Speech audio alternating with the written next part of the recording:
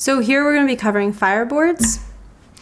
We've talked about how important it is for fireboards to lay flat, and it really is. If you're seeing lots of wobble, that dust is never going to really settle and turn over. So if you put your fireboard on a flat surface, any flat surface, earth, table, what have you, and you put your hands or any pressure on it and you can rock it back and forth, it's worth taking the time to adjust. So here are two pretty wobbly boards.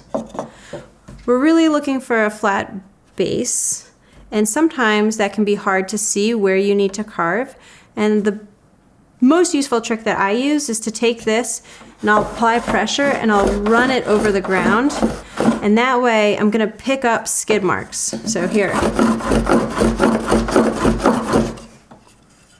In doing so, I'm going to have pressure on the high parts of the board, so I know that here is an important part for me to just carve down slightly, remove a little bit of wood, try again. And I want to get it as flat and settled as possible. We carve in a 90-degree wall on our fireboards, and then we arrange our sockets accordingly. So our sockets can be too far to the edge or too far into the board. So here you can see somebody took a moment and started, but they were already going to be off the edge of the board, and so this got abandoned. This one started pretty far in and then migrated. So if you go too far into the board, you end up having to carve that much further, and it's just more work. When looking at sockets, whether you're mid-process and you want to investigate what's going on, or just being able to look at these and other people's work and say like, oh, what is their process? What is this fireboard telling me? There are a couple of things you want to look for. One, I'm seeing here that we have a lot of angle happening, and so what started over here has started to migrate and push towards the edge of the board. Seeing a lot of migration here. So this is telling us that our spindle's not straight. Another good example of some migration. Another thing is that your sockets can get too deep.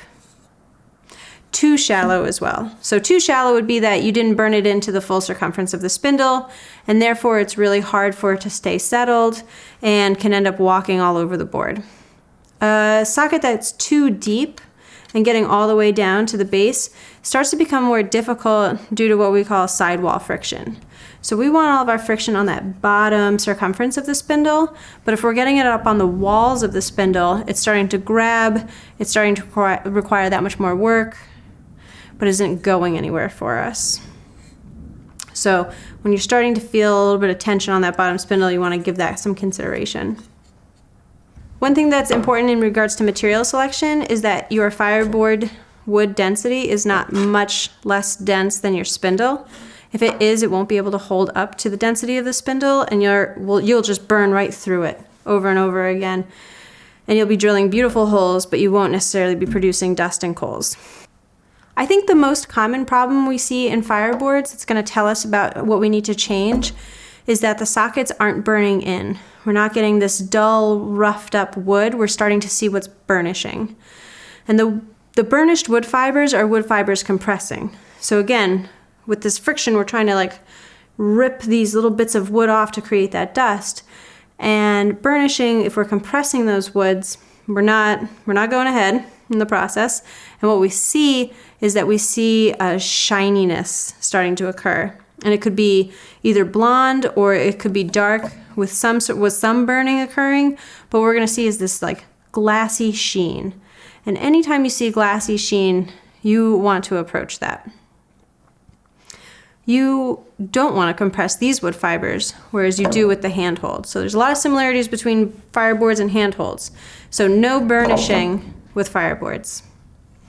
Some tips and tricks for that is that if I'm just starting to notice that the fireboard is burnishing, I'll just give it a little bit of extra in speed and pressure and just try and rip that glassiness off.